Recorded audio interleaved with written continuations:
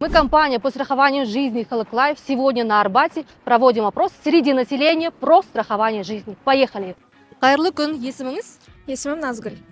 Назгүл, сіз өмір сақтандыру туралы естіп пе едіңіз бұрын соңды?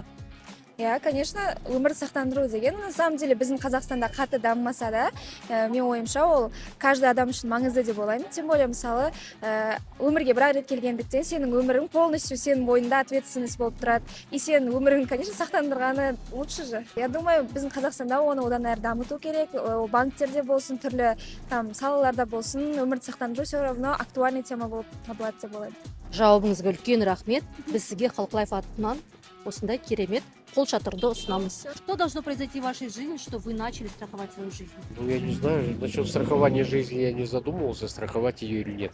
Машину я страховал, а жизнь, имущество тоже. А жизнь, наверное, надо этот вопрос тоже обдумать.